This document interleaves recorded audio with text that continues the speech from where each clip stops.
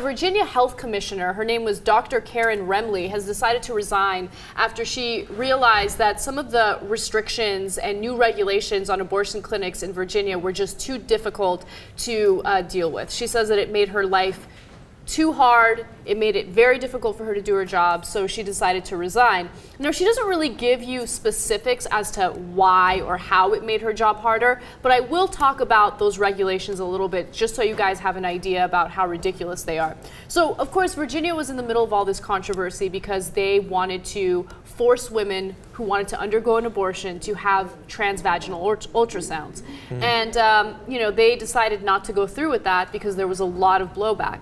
But what they did manage to pass through their state legislature is, were these regulations that included creating or renovating abortion clinics so they're more like hospitals. So that sounds totally reasonable, right? Yeah. But when you look into the details, some of those regulations include parking spaces, okay? So the size of the exam rooms have to be a certain size.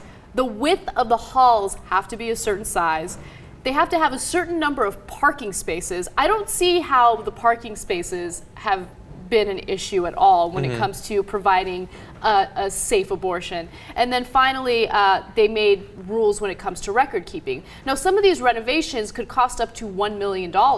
And a lot of the abortion clinics simply don't have the funding to do this. So there have been reports out indicating that as many as 22 of these abortion clinics could shut down. So Dr. Karen Remley apparently didn't like these regulations, which I don't blame her for at all, and she decided to resign. Yeah, well, I guess with the parking spaces, they just wanted to make sure that you can get as many people in to get an abortion as possible. But what's frustrating about this is don't get mixed up on this. Here's what they do.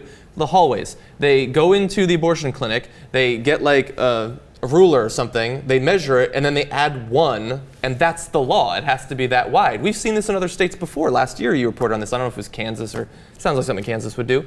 The ceilings have to be a certain height, 2 inches above what the current ceilings are. Or the door needs to swing 183 degrees open when that actually hits a cabinet or something. They find these petty reasons to make something really illegal without making it illegal, or make it incredibly inefficient to provide these services. And this is one of the things that I think that people who only have a superficial knowledge of politics or only watch it superficially, like around elections, don't understand, is that these big fights that we have, either in the legislature or in the Supreme Court, to make something legal or to make something illegal, are only at best the first step. And you need to be constantly vigilant about attempts to undercut these laws. And I don't think people understand that this is going on. Yeah, I think that the Republicans in the state of Virginia have done a decent job in making it seem as if this is reasonable, right? Because a lot of it has to do with fear-mongering, and basically they tell the women, like, oh my God, these abortion clinics, they're unsafe. We just want to make sure they're just like hospitals. So if you do want to go there and get these services, you don't have to worry about being in an unsafe environment, right? But these clinics are perfectly safe. They're perfectly fine. Yeah. I mean, have there been any incidents where women who went there to get or receive any type of service and as a result, like something dangerous happened because the facility wasn't up to par? Yeah. That hasn't happened. Or like it two women were trying to pass each other in a hallway and it just wasn't wide enough. What are you supposed to do? This assault Or someone had to park out on the street because there wasn't a spot open. Oh my This gosh. can't happen going forward. The assault on women's rights and reproductive rights is so obvious and so evident when you look at all of these ridiculous laws that are either being proposed or passed throughout our country.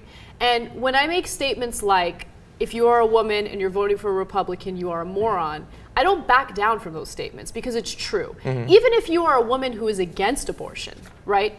You should not be in favor of some middle-aged dude deciding what you are going to do with your body. Yeah. Okay? It goes beyond the abortion issue, right? I mean, the Fair Pay Act and all of that has been in the news quite a bit lately.